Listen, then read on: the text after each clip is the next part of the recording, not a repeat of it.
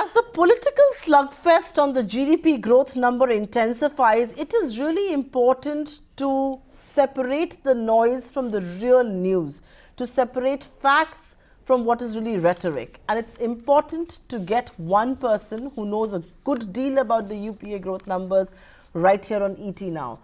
Montek Singh Ahluwalia joins us, and thank you very much, sir, for being with us. I know the political slugfest will intensify, but that's a separate sideshow that can keep happening. It's important that we refer to facts. It's important that we talk on the growth numbers. My first question is that the government of then day, UPA and Congress, has asserted that growth was a lot higher in UPA years than in NDA years. Would you completely subscribe to that view? Oh yes, I think, look, this is a factual matter, and you know, in order to get your viewers clued into the facts, I'd prepared a chart. So I suggest you let me show them this chart, and if you do that, it's very clear from the chart that the new numbers have brought out a somewhat different configuration of growth rates over time. So we can go all the way back to what do the new growth numbers say, let's say from the Vajpayee years onwards. What do they show? First, during the 6 years of the BJP government under Mr. Vajpayee, I mean, the economy grew at approximately 5.8% per year on average, okay?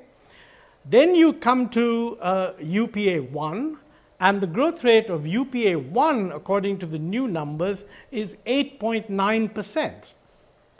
Of course, it slowed down in UPA 2, we know that. But the slowed down average using the new numbers is 7.4%. So 8.9 went down to 7.4. But you know, 7.4 was still much above the growth rate during the previous NDA regime. Now look at the current year, and of course we don't have the full numbers for the last year, which is 2018-19. But you know, everybody has been using numbers like 7.3, so I've just plugged that in. Using that and using the new numbers that are available, the growth rate for the 5 years of the current NDA regime add up to 7.2%.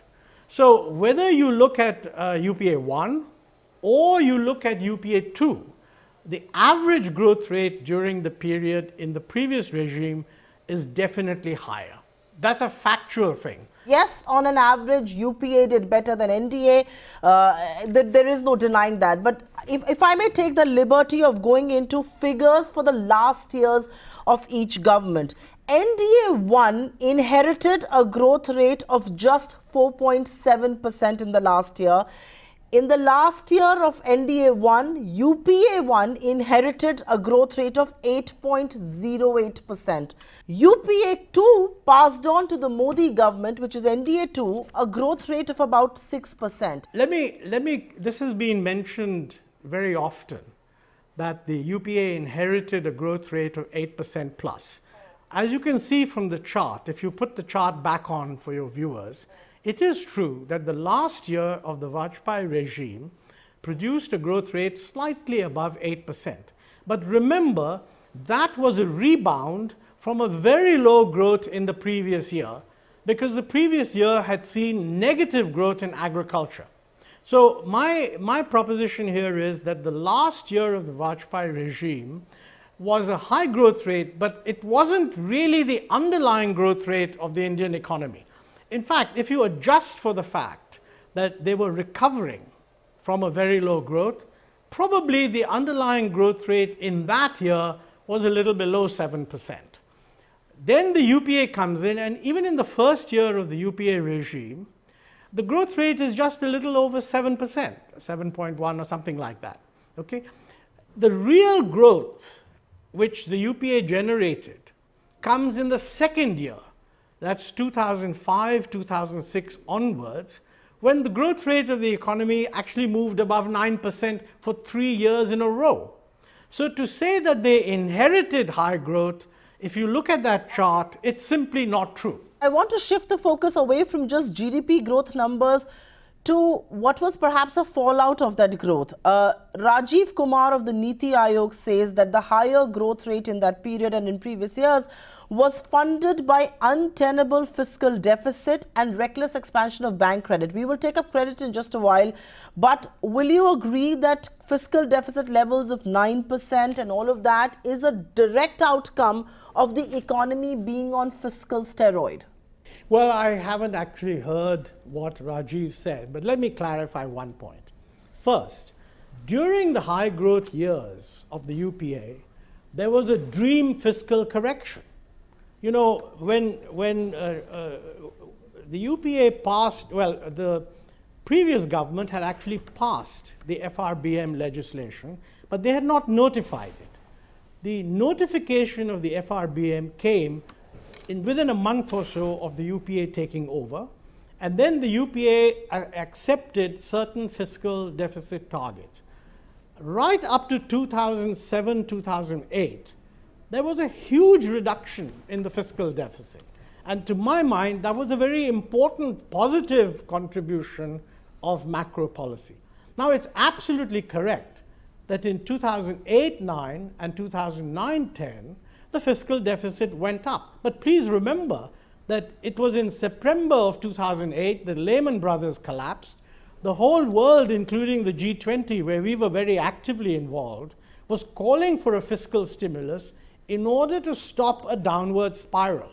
So I don't know what Rajiv Kumar is referring to in terms of fiscal deficit. It is true that the fiscal deficit shot up in 2008, 2009, and remained high in 2009, 2010. In my view, that was the correct thing to do. And I don't know if anyone thinks that when you're sitting on the cusp of what could be a global recession, right, that we should have continued doing fiscal deficit reduction. I mean, that's just nonsense. No, I think we should keep that in mind. And third, another point. You know, when you've done 3-4 years of very good fiscal reduction, you've gained room in order to do an expansion. So the expansion that was done, which in my view was the correct thing to do, right, the expansion was in effect utilizing the room which good policy had created.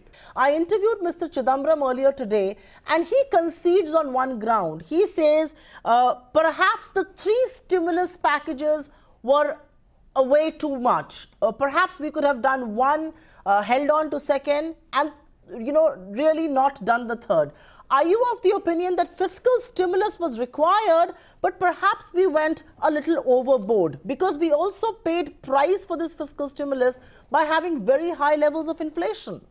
Well, let me say that first of all, when you get into the details of macro policy, if you grant that fiscal stimulus was required, and then you just say, well, should it have been as much as it was, that's a second order discussion. And we can certainly have that. My view is that I think the fiscal stimulus that we did in 2008, 2009, some of it was when Chidambaram was the finance minister, and then Pranab Mukherjee came in January.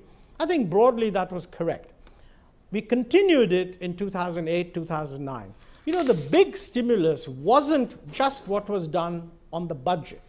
The big stimulus was that we didn't adjust petroleum prices when world prices were going up. So you had a big gap in the budgets of the petroleum companies, and the finance ministry issued bonds, which they often do.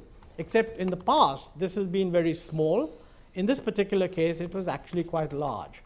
I think that at that time, we should have raised petroleum prices. I have no doubt about that. And we should not have done this part of it. But in 2009, 2010, one of the acts of stimulus was that we introduced a big increase in the budget for the plan in order to do more infrastructure financing. That was absolutely the right thing. Right. The problem with fiscal stimulus is it's very difficult to do fiscal stimulus aimed at investment because you don't have shovel-ready projects. The easiest way to do a fiscal stimulus is either cut taxes or allow some subsidies like the petroleum subsidies to build up. All right. So if you ask me what was the mistake, I think the mistake was we should have raised petroleum prices. The other charge that the ruling benches seem to level at the UPA is that, okay, you achieved high growth, you also did a lot of indiscriminate lending, which eventually took a toll on the banking sector and resulted in the twin balance sheets problems and, of course, on the whole capacity utilization equation. How are you going to defend the charge that there was reckless, indiscriminate lending that happened, which is perhaps, like the Treasury benches say, the genesis of today's NPA crisis? When you say defend the charge, I'm not defending any charge. I mean, whoever did the lending should be asked that question. But I do want to put this in a macro context. You know, when you have a boom, it's normal that if you have a very high boom, there's a little bit of exuberance. It's normal that banks tend to lend a bit too much. And then when the trigger comes for a correction, you correct it. Now, frankly, the fact that lending had happened was kind of known by, I mean, Raghuram Rajan, who was appointed by the UPA, had actually got the banks to start indicating what the non-performing assets were. We've been talking about this twin balance sheet problem for the last 3 years. So quite frankly, I would be willing to agree that in a boom, and that happens in every country, in a boom, there's always a little bit of excess capacity, and then the slowdown is a way of working off that excess capacity. But I think it's taken far too long to take corrective action. And I think if corrective action had been taken 3 years ago, and the problem was known 3 years ago, we would not be in the position that we are in now. I don't want to make it partisan, but rupee at 70, how much will you blame the government of the day for? Do factors really lie within its control, or are these global factors? You know, I've always taken the view that as far as the currency is concerned, the policy that we have is that we should allow markets to operate. You know, to get very excited about 70 because you've sort of hung around 69 for a long time is really neither here nor there. I mean, I personally think that if the rupee changes a little bit, we're talking about very small percentage changes, and these are percentage changes in a world where volatility has really shot up, and secondly, in a world where everybody is agreed, even the government of economists are agreed, that the rupee had appreciated in real terms. So the normal approach is that, look, in a flexible exchange rate system, if the rupee appreciates in real terms beyond what the market would sustain, well, sooner or later there'll be pressure and it'll correct itself. When that happens, you don't throw huge amounts of reserves to prevent that from happening. You know, you may intervene a little bit to make sure that it doesn't look as if it's an unruly kind of decline. So I think taking all those factors into account, taking into account the fact that the rupee had appreciated almost 12% or more, according to some indicators, in the last 3 years, which it should not have been allowed to do. Taking into account the fact that exports over the last 4 years have been very poor. There's some pickup in the last month, I'm told, but over the last 4 years, they've been very poor.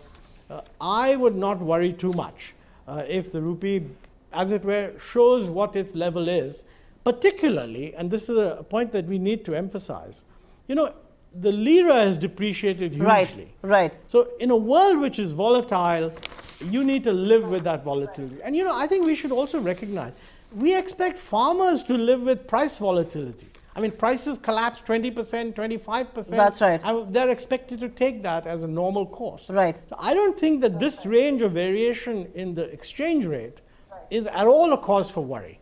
What we should do, and this is important, people who take foreign currency loans should hedge those loans. Right. The big problem in this country is that many businessmen take foreign currency loans at low interest rates, but they never hedge the loan. And then when they get hit, they complain. But I think we need much better financial planning to manage volatility. We don't need to fight volatility by banning it. That would be an incredible mistake. Quick last question to you, and you said that we should not throw too much of forex reserve behind a currency that's falling. And even then, our forex reserves have dipped from $427 billion to about $404 billion. Is that foolhardy? Is too much forex reserve being used to somehow contain the rupee? Well, no, I mean, look, the rupee is being allowed to depreciate. Official spokesmen, I think, have said more or less the right thing. I think one representative of the finance ministry even said that if it goes to 80, that's not a problem. So they're certainly not giving the impression that they're trying to defend a particular rate. You know, the RBI should be allowed to intervene as and when it likes. It's got to keep the market guessing. I mean, the RBI should retain its choices. And so far, in my view, I don't regard the loss of reserves as a big problem. There's enough to do to correct the system, the economy, and to sort of recreate confidence in it. These problems will then disappear. See, I think, you know, on the exchange rate, the public doesn't seem to appreciate that a key question here is, it is true that if the economy is strong, then the currency will tend to appreciate. If the economy is weak, for whatever reason, the currency will tend to depreciate. It doesn't follow that we should then make the currency strong. That will only make the economy even weaker. So the way to have a strong rupee is to strengthen the economy, produce good exports, have high growth rate, fix our problems, and the exchange rate will reflect that. But if that's not happening and the exchange rate is depreciating, it's actually doing you a favor. And by jacking up the exchange rate to an abnormal level, right, you're only kind of damaging the economy further. So, Mr. Ahluwalia, as a parting shot, in the end, do you believe there are macroeconomic vulnerabilities, whether it is fiscal deficit, whether it is the possibility of CAD, whether it is inflation that's going up, which is causing the weakness in this rupee? Do you consider these are macroeconomic vulnerabilities that government should focus on? Oh, of course there are macroeconomic vulnerabilities. Actually, there are macroeconomic vulnerabilities everywhere. See, the important thing is not to dismiss the depreciation of the rupee by saying there are vulnerabilities. The important thing is to say, look, that's why the rupee is showing problems, and this is what we are doing to fix the vulnerabilities. So it's not as if we should ignore the vulnerabilities. They're very serious, and some of them are internal and some of them are external. Now, when there is an external cause of vulnerability, you know, such as currency volatility, uncertainty about interest rates in the West, etc., what it means is we have to fix our internal vulnerabilities double quick. And that's where the debate should focus. All right. On that note, sir, thank you very much for joining us and explaining the macroeconomic scenario in the UPA as well as the NDA days, and reasserting here that growth rates were indeed high and fiscally prudent, at least in the first part of UPA 1 and in large parts of UPA 2. Thank you very, very much, Mr. Ahluwalia, for sparing time and being with us on ET Now.